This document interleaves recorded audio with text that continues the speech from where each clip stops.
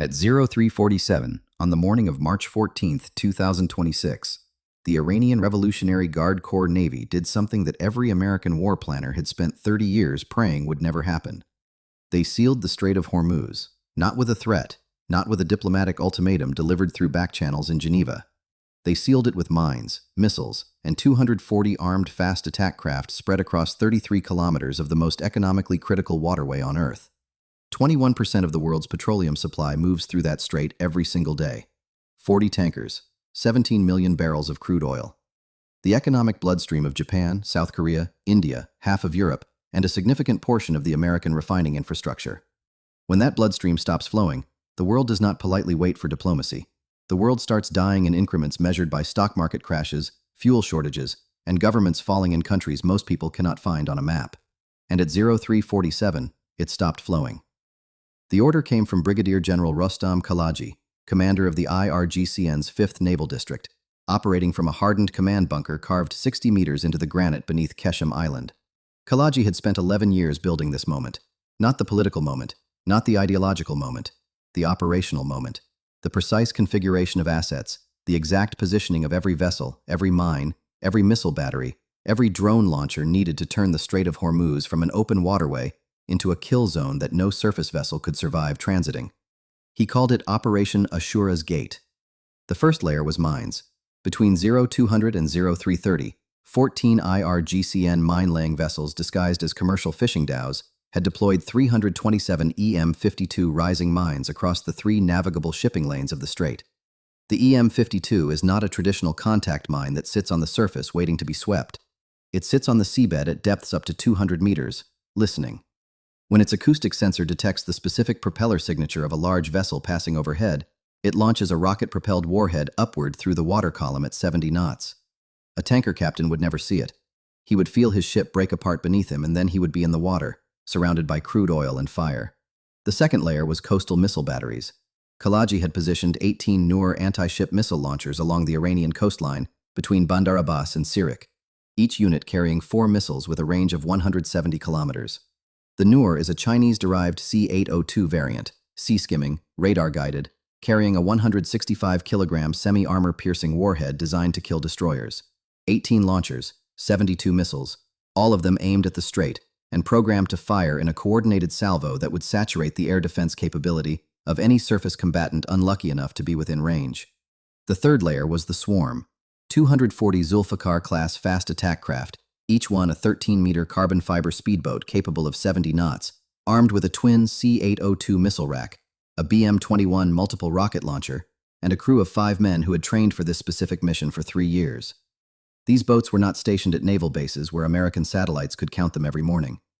They were dispersed across 94 separate coastal positions, hidden inside fishing villages, commercial ports, behind breakwaters, inside coves that did not appear on any unclassified chart. Each crew had sealed orders. Each boat had a pre-assigned attack vector. They would launch simultaneously, converge on the strait from every direction, and overwhelm whatever the United States Navy put in their path through sheer numbers and closing speed. And then there was the fourth layer. The one that Kalaji had never discussed with anyone outside his immediate command staff. The one that existed in no written order, no operational briefing, no encrypted communication that American signals intelligence could intercept. 6 Ghadir-class midget submarines, each carrying 2 heavyweight torpedoes, had slipped out of their pens at Bandar Abbas over the previous 72 hours and positioned themselves at 6 predetermined chokepoints along the strait's deepest channels. Diesel electric. Silent. Sitting on the bottom in 40 meters of water with their engines shut down, producing 0 acoustic signature, waiting for a single coded sonar pulse that would tell them to fire. Kalaji looked at the operational display inside his command bunker and saw every piece in position. Mines deployed, missiles armed. Swarm dispersed and awaiting the launch command. Submarines silent on the seabed. He picked up the encrypted handset connected to Tehran and spoke 4 words. Ashura's Gate is closed. 6,000 miles away, at the National Military Command Center inside the Pentagon, the watch officer's console erupted with 16 simultaneous alerts. Commercial maritime tracking showed all tanker traffic in the strait had stopped. 3 tankers had activated emergency distress beacons. Satellite imagery confirmed mine-laying activity across all 3 shipping lanes. Electronic intelligence platforms detected the activation of 18 coastal radar systems associated with known Noor missile battery positions. And the USS Dwight D. Eisenhower Carrier Strike Group, currently positioned 190 nautical miles south of the strait in the Gulf of Oman, was reporting over 40 high-speed surface contacts emerging from the Iranian coastline on multiple bearings. The watch officer picked up the phone to the Secretary of Defense. His voice was calm, but the words carried the weight of every worst-case scenario that had ever been war-gamed in that building. "Sir, Iran has closed the strait. This is not a drill. They have mined the shipping lanes, activated coastal missile batteries, and launched what appears to be a full swarm attack from dispersed positions along the entire Iranian coastline. The Eisenhower strike group is in the threat envelope. We need rules of engagement authorization in the next 4 minutes or we are going to start losing ships." The authorization came in 90 seconds. Not 4 minutes, 90 seconds. Which meant someone above the secretary had already been watching, already been waiting, already had a finger hovering over the button that would turn the southern Persian Gulf into the most violent naval battlespace since the Falklands War in 1982. The first American response came not from the Eisenhower strike group. It came from a place most people never think about when they imagine how American wars begin. Al Udeid Air Base, Qatar. 43 aircraft sitting in hardened shelters in the desert heat, fueled, armed, and crewed around the clock for exactly this scenario. Among them, 4 A-10C Thunderbolt IIs belonging to the 74th Expeditionary Fighter Squadron, call signs Hog 31 through Hog 34. The A-10 is not a beautiful aircraft. It is not fast. It is not stealthy. It does not carry precision-guided standoff weapons that allow its pilot to kill from 100 miles away while sipping coffee in a climate-controlled cockpit. The A-10 was built for one purpose, and it has fulfilled that purpose with brutal efficiency for nearly 50 years. It was built to fly low, fly slow, absorb punishment that would destroy any other aircraft in the American inventory, and kill everything on the surface beneath it with a level of violence that borders on the obscene. Its primary weapon is the GAU-8/A Avenger, a 7-barrel rotary cannon that fires 30mm depleted uranium armor-piercing rounds at 3,900 rounds per minute. The sound it makes is not a sound that belongs in nature. It is a mechanical roar, a buzzsaw made of thunder, and when those rounds hit a Zulfikar-class speedboat traveling at 70 knots across open water, the boat does not sink. It disintegrates. Carbon fiber hull, crew, weapons, fuel, all of it converted into a spray of fragments and fire that lasts approximately 2 seconds before the ocean swallows what remains. Hog 31 and 32 were airborne in 7 minutes. Hog 33 and 34 followed 90 seconds later. Transit time to the strait at maximum cruise speed, 38 minutes. They would arrive at 0432 hours, and they would arrive hungry. But the A-10s were not the only response launching from Qatar.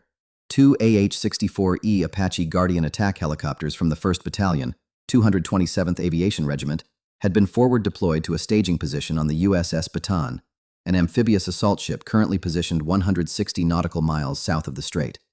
Call signs Steel 61 and Steel 62. Each Apache carried 16 AGM-114L longbow Hellfire missiles, radar-guided, fire and forget, capable of acquiring and destroying a fast-moving surface target at 8 kilometers in any weather, day or night. Each helicopter also carried a single 30mm M230 chain gun with 1,200 rounds and 76 Hydra 70 unguided rockets.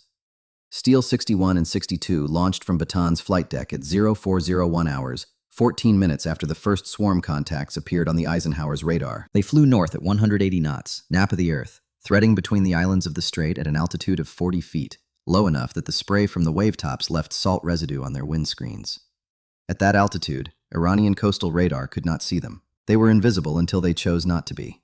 Meanwhile, in the waters south of the strait, the Eisenhower strike group was reconfiguring from a peacetime cruising formation into a defensive battle line at emergency speed. The cruiser USS Gettysburg and destroyers USS Nitze, USS Mason, and USS Stout spread into an anti-surface warfare screen, their SPY-6 radar systems painting every fast-moving contact within 200 nautical miles.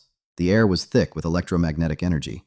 Every radar, every jammer, every electronic warfare suite in the formation was active simultaneously, creating a bubble of awareness and denial that extended outward from the Eisenhower in every direction. But Kalaji had anticipated this. He had studied American carrier strike group defensive doctrine for 11 years. He knew the formation would spread into a screen. He knew the Aegis cruiser would position itself between the carrier and the threat axis. He knew the destroyers would activate their spy radars and begin tracking his swarm. He had counted on all of it because all of it was designed to defeat a conventional naval attack, an attack that followed predictable patterns, approached from identifiable directions, and behaved the way a rational military force was expected to behave. The IRGCN swarm was not designed to behave rationally. It was designed to behave like chaos. At 0418, the first wave of Zulfikar boats crossed the invisible line that separated provocation from war. 62 boats, traveling in groups of 4 to 6, approaching the strait from 14 different vectors simultaneously. They were not aiming at the Eisenhower. They were not trying to reach the carrier. They were aiming at the strait itself, at the shipping lanes, at the tankers that were now dead in the water with their engines shut down, and their crews praying in languages from 12 different countries. The goal was not to sink the American fleet. The goal was to make the strait unusable, to turn it into a burning graveyard of commercial shipping that would take weeks to clear, that would send oil prices past $300 a barrel, that would trigger a global economic cardiac arrest from which some nations would never fully recover. Kalaji was not fighting the United States Navy. He was fighting the global economy. And for the first 17 minutes of Operation Ashura's Gate, he was winning. Then the A-10s arrived. Hog 31 crossed the southern threshold of the strait at 0432 hours, descending through 8,000 feet at 280 knots, with its pilot, Captain Elena Vasquez, already cycling through targeting data fed directly from the Eisenhower's Combat Information Center. Her heads-up display was painting contacts so dense that the symbology overlapped. She had never seen anything like it outside of a simulation, and in the simulations, the instructors had always been accused of making the scenarios unrealistically difficult. This was worse than any simulation she had ever flown. Vasquez keyed her radio to the strike group's tactical frequency. Hog 31, visual on the strait. I count 60-plus fast movers on the surface, multiple formations, multiple vectors, requesting weapons free on all hostile surface contacts. The response came from the Eisenhower's Combat Information Center in 3 seconds. Hog 31, weapons free. All surface contacts north of the deconfliction line are hostile. Cleared hot. Vasquez pushed the nose down and dropped to 500 feet, bleeding airspeed to 220 knots, the sweet spot where the A-10 transforms from an aircraft into a weapons platform so stable it might as well be bolted to a rail. She selected the GAU-8 and aligned her gun cross on the lead formation of 6 Zulfikar boats, running northeast at 65 knots, trailing white wakes across dark water like scars on skin. She pressed the trigger for 2 seconds. 78 rounds of depleted uranium left the Avenger's barrels in a stream of fire that connected the aircraft to the ocean's surface like a burning rope. The lead boat vanished. Not exploded, not capsized. Vanished. The second boat took 11 rounds through its engine compartment and detonated its own fuel and missile warheads simultaneously, producing a fireball that briefly illuminated the surrounding water for 400 meters in every direction.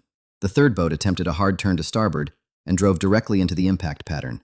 It broke into 3 pieces that skipped across the surface like stones before settling into the dark. 3 boats, 2 seconds. Vasquez pulled up, banked left, and came around for a second pass. Hog 32, flown by Captain Brian Kessler, engaged the eastern formation simultaneously. Kessler had selected AGM-65 Maverick missiles for his first pass, locking 2 missiles onto 2 separate boat formations at a range of 6 kilometers. The Mavericks dropped from the pylons, ignited, and crossed the distance in 14 seconds. 2 boats erupted in twin columns of orange fire and black smoke that rose vertically from the surface like exclamation points written in destruction. Kessler followed with a gun run on a third formation, destroying 2 more boats in a 4-second burst that turned the water white with fragmented carbon fiber and burning fuel. In the first 90 seconds of the A-10's arrival, 9 Zulfikar boats had been destroyed, 9 crews, 45 men. Gone before any of them had the opportunity to fire a single missile at a single target. But the swarm did not stop. It did not slow down. It did not turn around. This was not an army that could be shocked into retreat by casualties. Every crew in every boat had known since the day they received their sealed orders that this mission was one-directional. They were not expected to come home. They were expected to reach the strait, fire their missiles into the shipping lanes, and die doing it if necessary. And some of them were getting close enough to fire. At 0436, a formation of 8 Zulfikar boats on the western approach launched a coordinated salvo of 12 C-802 anti-ship missiles. Not at the Eisenhower, not at the destroyers, at 3 commercial tankers dead in the water in the central shipping lane. 12 missiles, sea-skimming, radar-guided, converging on 3 targets that had no defenses, no countermeasures, no way to move. The USS Mason detected the launch signatures and fired 4 SM-2 interceptors in rapid sequence. 3 C-802s destroyed in flight, bright flashes against the gray dawn sky like camera bulbs popping at a distance.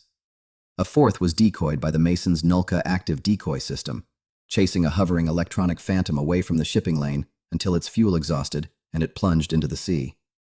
8 missiles continued toward the tankers. The first tanker, the Pacific Endeavor, A Liberian-flagged crude carrier loaded with 280,000 tons of Saudi light crude took 2 missiles in the forward superstructure. The explosions tore open the upper deck and ignited a fire that spread across the vessel's topside in seconds. The crew of 32 began abandoning ship immediately, launching life rafts into water that was already sheening with leaking crude oil. The second tanker took 1 missile amidships. The third was struck by 3 missiles in rapid succession, each impact deeper than the last, the final warhead penetrating the engine room and detonating inside the vessel's mechanical heart. That ship began listing immediately, black smoke pouring from its hull in a column visible from 50 kilometers away. In 4 minutes, 3 tankers were burning in the Strait of Hormuz. Commercial shipping in the most important waterway on Earth had just become a war crime scene. Oil was spreading across the surface, burning in patches, turning the water into a mosaic of flame and darkness. And this was exactly what Kalaji wanted. Not sunken warships, sunken commerce. The world was watching those tankers burn on satellite feeds that would reach every news network within the hour, and every barrel of oil futures on every exchange on the planet was about to become more expensive than most nations could afford.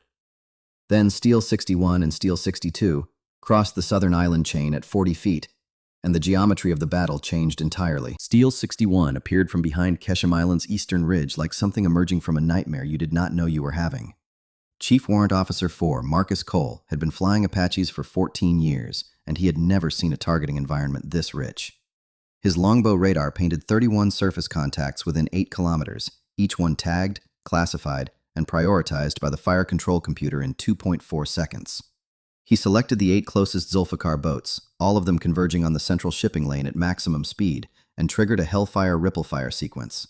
8 missiles, 8 boats, 22 seconds. The Hellfires dropped from the pylons, acquired their targets through millimeter wave radar guidance, and crossed the distance in silence. The boats never saw them coming.